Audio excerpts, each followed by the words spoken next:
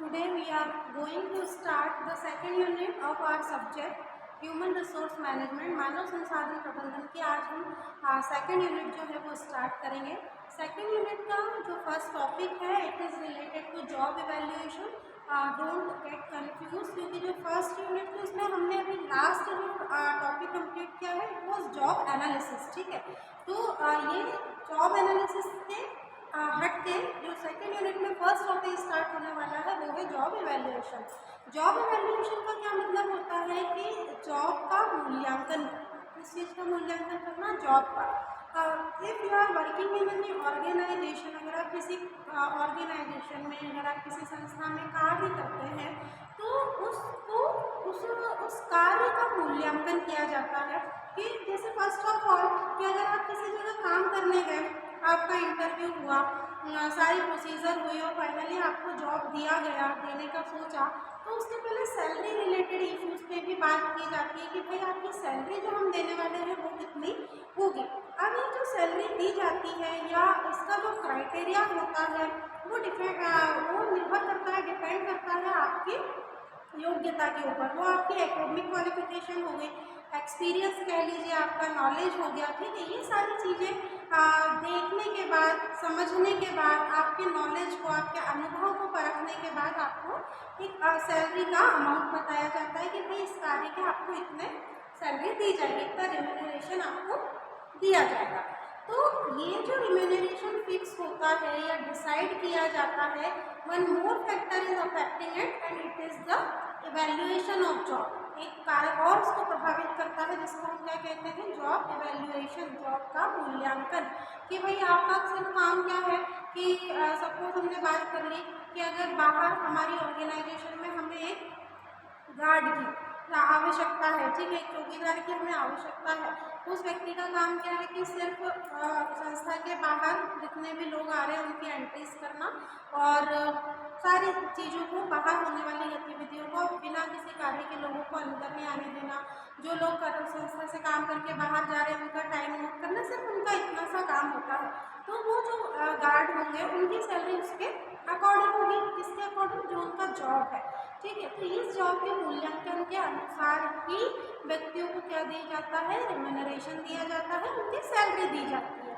तो अब यहाँ जॉब इवैल्यूएशन को हम अर्थ समझते हैं कि जॉब इवैल्यू, ये तो एक छोटा सा मैंने आपको अर्थ बताया ताकि बाकी की चीज़ें समझने में आपको हेल्प मिले। अब हम जो टॉपिक डिस्कस करेंगे या जो नेक्स्ट चीज़ है वो है हमारी मीनिंग, कि क्या अर्थ होता है जॉब इवैल्यूएशन का। तो सबसे पहले तो मैं आपको बता दूँ कि जॉब इवैल्यूएशन है सिस्टमेटिक प्रोसेस। ये क्या है, एक सिस्टमेटिक प्रोसेस है जो डिज़ाइन की जाती है।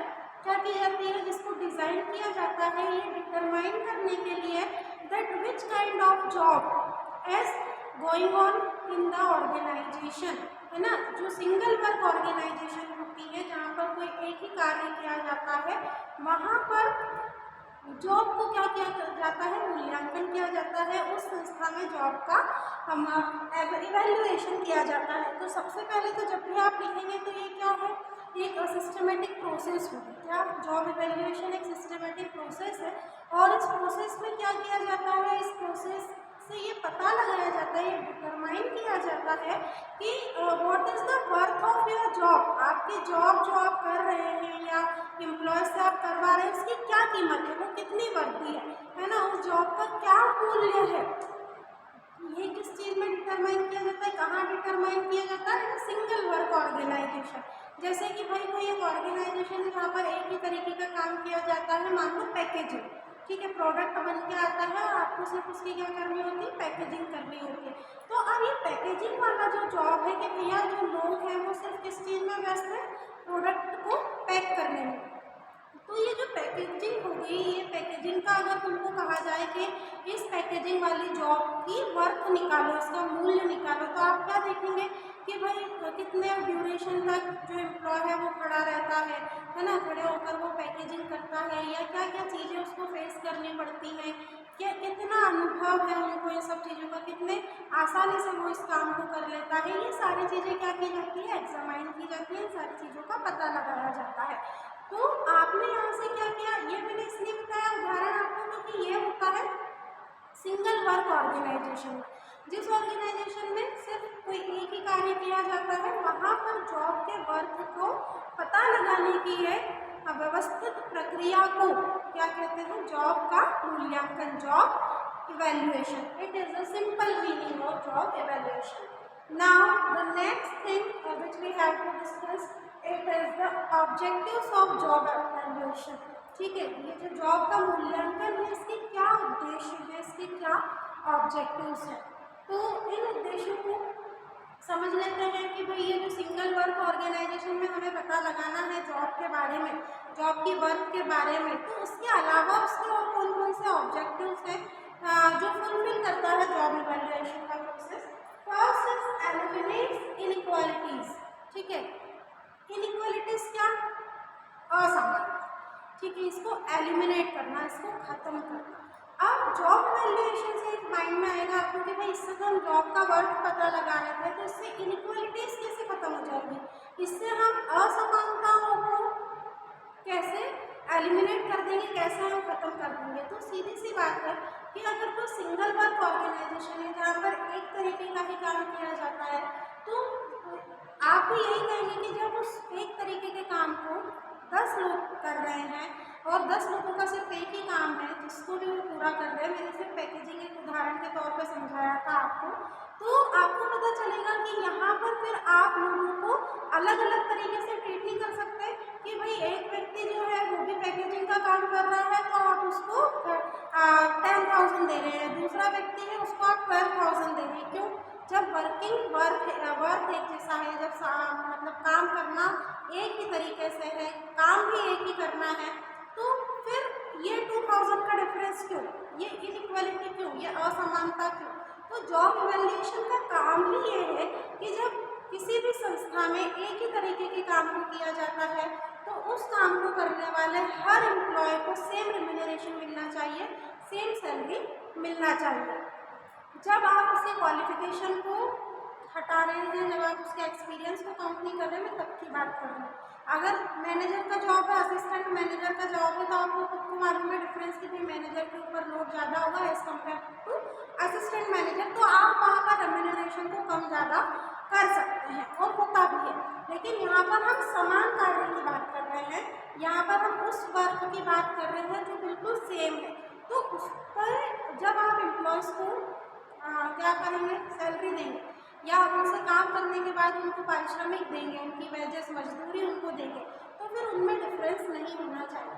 तो जॉब इवैल्यूएशन का क्या काम है कि भाई समान कार्य है, सेम काम है, सेम जॉब है, सेम वर्क है, then why should be the difference in between the remuneration, in between the salary. फिर सैलरी के बीच में भाई डिफरेंस कैसा, असमानता कैसे।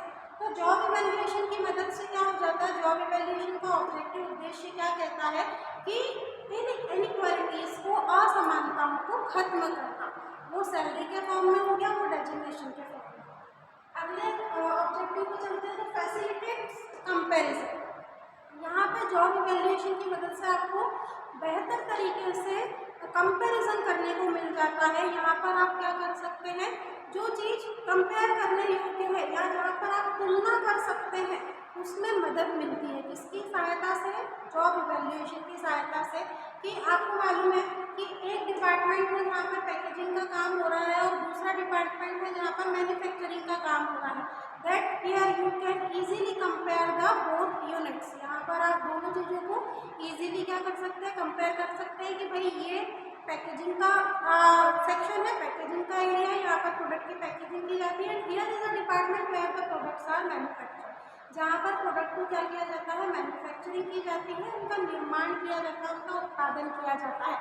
अब यहाँ पर कंपैरिजन के बेसिस पर आप सैलरी को, आप वेजेस को क्या कर सकते हैं, इजीली डिटरमाइन कर सकते हैं, पता लगा सकते हैं कि भाई पैकेजिंग करने वालों का रेम्यूनरेशन कितना होगा and what the amount we have to provide to the employees who are involving in the manufacturing department. किसमें इन्वॉल्व है, किसमें सम्मिलित है, उत्पादन के एरिया में या उत्पादन के डिपार्टमेंट में, मैन्युफैक्चरिंग में। तो with the help of job evaluation we can fulfil the objectives of comparison. यहाँ पर हम तुलना वाला, जो कंपैरिजन वाला फैक्टर होता है, उसको पता लगा सकते हैं, उसको डिटरमाइन कर सकते हैं। नेक्स्ट ऑब्जेक्टिव है solve wage controversies. Solve wages controversies क्या होता है कि भैया कई बार मजदूरी को लेकर लोगों के बीच में क्या हो जाता है, मतभेद हो जाता है, कंट्रोवर्सीज आ जाती है कि अच्छा मैं भी यही काम कर रहा हूँ, तू भी यही काम कर रहा है, फिर मुझे सैलरी कम, तुझे ज़्यादा क्यों। तो इस तरीके से धीरे धीरे ऑर्गेनाइजेशन में कंट्रोवर्सीज क्या हो जाती है, जगह ले लेती है, मतभेद लोगों के बीच में उत्पन्न हो जाते हैं। तो जॉब इवैल्यूएशन की सहायता से उस वेजेस कंट्रोवर्सीज को सॉल्व किया जाता है, उनको हल किया जाता है कि भाई अगर इस पहली बात तो ऐसा कोई डिफरेंस होता नहीं है, अब समान कार्य की समान मजदूरी दी जाती है। तो लेकिन कई बार अगर कोई फैक्टर है कि वो व्यक्ति सुपरवाइजर है या फिर उसने ओवर टाइम किया है इसलिए उसको ज़्यादा सैलरी दी। अब बात उसने ये क्लियर नहीं की थी कि मैंने ओवर टाइम किया, that's why I am having the some few amounts more, लेकिन कंट्रोवर्सीज को अराइज हो गई, उत्पन्न हो गया, उसको दूर कैसे किया जाए। तो इस तरीके के जो मतभेद होते हैं, जो कंट्रोवर्सीज होती हैं, डिस्प्यूट्स होते हैं वेजेस से रिलेटेड, मजदूरी से रिलेटेड, उनको क्या किया जाता है, हल किया जाता है, उनको सॉल्व किया जाता है with the help of job evaluation. जब आप किसी चीज़ का मूल्यांकन करते हैं तो रिजल्ट आपको आपके सामने मिल जाता है, परिणाम आपके सामने होते हैं, तब आपको कंपैरिजन करने में, डिस्प्यूट्स को सेटल करने में, ठीक है, इनइक्वालिटीज को खत्म करने में मदद मिलती है, सहायता मिलती है। Next is analyse job factors and requirements. अब जॉब फैक्टर्स को क्या करना, एनालाइज करना, एंड द रिक्वायरमेंट्स ऑल्सो, जो ज़रूरत है उनका भी क्या किया जाता है, पता लगाया जाता है कि भाई एम्प्लॉयज़ की रिक्वायरमेंट है या किसी वर्क को करने के लिए किसी टूल, इक्विपमेंट, मशीनरी की आवश्यकता है। तो इन आवश्यकताओं का, इन रिक्वायरमेंट्स का क्या किया जाता है, पता लगाया जाता है। साथ ही साथ जो जॉब से रिलेटेड फैक्टर्स होते हैं उनको भी एनालाइज किया जाता है, उनका भी विश्लेषण किया जाता है कि जॉब का फैक्टर है रिक्वायरमेंट। रिक्वायरमेंट किस चीज़ की, तो अपनी भौतिक सुख सुविधाओं को पूरा करने की, अपनी बेसिक नीड को पूरा करने की। तो ये जॉब का जो फैक्टर है, यहाँ पर क्या एनालाइज किया जा रहा है कि अच्छा आपको जॉब पे रखना है, क्यों रख लें, तो भाई ये मेरी आवश्यकता है कि मैं कमाने वाला एक बंदा हूँ घर पे और 4 दूसरे लोग हैं और सारा जो डिपेंडेंसी है वो मेरे ऊपर है, that's why I want such kind of job. तो इस तरीके के जो फैक्टर्स होते हैं इनको जॉब इवैल्यूएशन की मदद से क्या किया जाता है, पता लगाया जाता है कि भाई ये काम हम आपको देंगे, are you comfortable for completed it, आप इसको पूरा करने में क्या है, कंफर्टेबल है। तो इस तरीके से उन जॉब फैक्टर्स को भी एनालाइज किया जाता है as well as the requirements which is arised by the any departments or any employee. Next is eliminate personal prejudice. आप personal prejudice क्या, biasness, biasness क्या क्या कहेंगे उसको हिंदी में, भेदभाव, ठीक है। पर्सनल जो प्रिजुडाइज होता है उसको भी एलिमिनेट किया जाता है कि भाई आप दो लोग, अगर दो क्या ज़्यादा ही लोग एक ऑर्गेनाइजेशन में अगर सेम काम को कर रहे हैं तो उनके बीच में किसी भी तरीके की बायसनेस नहीं आएगी, भेदभाव नहीं आएगा, कंपैरिजन नहीं आएगा। तो इस प्रिजुडाइज को पर्सनली कि एक एम्प्लॉय ए है, एक एम्प्लॉय बी है, एक एम्प्लॉय सी है, तो ये जो तीनों एम्प्लॉय हैं इनका काम क्या है, सेम है, पैकेजिंग है या मैन्युफैक्चरिंग है या एडवर्टाइजिंग है या घर डोर टू डोर जाकर ये लोग पैम्पलेट्स को क्या करते हैं, बांटते हैं। अगर इनका काम एक है तो फिर इनके वेजेस में या इनको किसी तरीके का स्पेशल आप ट्रीटमेंट नहीं दे सकते, क्यों, क्योंकि तीनों का काम एक है। अगर आपको कोई पर्सनली ट्रीटमेंट देना है तो आप ए बी सी तीनों एम्प्लॉय को समान दें, ए को ज़्यादा दे दिया, बी को कम, सी को और कम, ऐसा नहीं होता। You have to treat each and every employee of your organisation same. आपकी ऑर्गेनाइजेशन में हर एम्प्लॉय को आपको समान व्यवहार ही करना है, समान ट्रीटमेंट आपको उनको देना है, किसी तरीके का प्रिजुडाइजनेस, बायसनेस, भेदभाव को आपको बीच में नहीं लाना है। तो जॉब इवैल्यूएशन की मदद से ये ऑब्जेक्टिव भी पूरा हो जाता है कि अगर पर्सनली प्रिजुडाइजनेस किसी के साथ आई है, भेदभावपूर्ण व्यवहार अगर किसी के साथ किया गया है, तो जॉब इवैल्यूएशन की हेल्प से it is to be eliminated. And last one is the clear plan for wages administration. whenever we are comfortable for analyzing, determining and evaluating the job, तो here the all problems are related to the wages is to be solved. सारी परेशानियां जो लोगों को दी जाने वाली wages से जुड़ी होती हैं, उनकी सैलरी से जुड़ी हुई होती हैं, वो क्या हो जाती है, दूर हो जाती है, because we are having a personal और proper administration for giving the fair wages to our employee. अपने एम्प्लॉय को दी जाने वाली वेजेस, मजदूरी के लिए एक प्रॉपर क्या होता है, एडमिनिस्ट्रेशन होता है एंड प्लान होता है कि if we are giving the wages to such kind of employees those who are working in the different departments, so we have to give a specific pay scale और salary to the employees. तो हम उन employees को same salary same काम के लिए देंगे. हम अलग अलग तरीके से या किसी भी तरीके के पक्षपातपूर्ण तरीके से हम उनको सैलरी वेजेस नहीं देंगे. अगर एक ही ऑर्गेनाइजेशन में एक ही तरीके का काम 50 लोग मिलकर कर रहे हैं तो 50 लोगों को सैलरी स्ट्रक्चर उनका सेम होगा. हाँ, अगर अलग अलग काम कर रहे हैं तो उनके एक्सपीरियंस, नॉलेज, क्वालिफिकेशन के अनुसार उनका फिर सैलरी स्ट्रक्चर अलग अलग हो सकता है, लेकिन वो भी इस प्लान में आ जाता है. ठीक है, वो भी इस प्लान में सम्मिलित होता है. जो एडमिनिस्ट्रेशन होता है वो सारी चीज़ों को देखता है कि काम कौन किस तरीके से कर रहा है और उसको फिर कितना सैलरी हमें देना है. तो जब आपके पास किसी चीज़ का प्लान होता है, आपके पास किसी चीज़ की पॉलिसी होती है, so you can complete it very clear. आप उस चीज़ को क्या कर लेते हैं, बहुत बेहतरीन तरीके से आप उसको फिर कंप्लीट कर पाते हैं, because we are having a structure, we are having a policy through which we have to follow the all instructions. इनकी मदद से हमको सारे इंस्ट्रक्शन क्या करने होते हैं, फुलफिल करने होते हैं. तो फिर वहाँ बायसनेस का, पक्षपात का सवाल ही नहीं उठता है. ठीक है, तो this all kind of objectives are fulfilled by with the process of job evaluation. Job evaluation, job मूल्यांकन की प्रक्रिया से हम इन सारे उद्देश्यों को क्या कर लेते हैं, कंप्लीट कर लेते हैं या प्राप्त कर लेते हैं. सो whenever we are talking about the meaning, so I told you it is a systematic process to determining the worth of job in a single work organization. So with the help of this meaning, or we can say the definition of the job evaluation, we can getting all those objectives, because if we know the meaning clearly, so the next remaining points, it may be the importance, it may be the objectives. ठीक है, हम इन चीज़ों को, advantage disadvantage को easily क्या कर सकते हैं, लिख सकते हैं परीक्षा में. तो this all are the objectives are completed. One topic after the objective is to be the methods of job evaluation. जब हम ऑब्जेक्टिव पढ़ लिए तो अब हम इसकी क्या मेथड होती है ना, किन विधियों के द्वारा जॉब इवैल्यूएशन को किया जाता है, वो हम नेक्स्ट वीडियो में समझेंगे. This video and this topic also completed now. Thank you.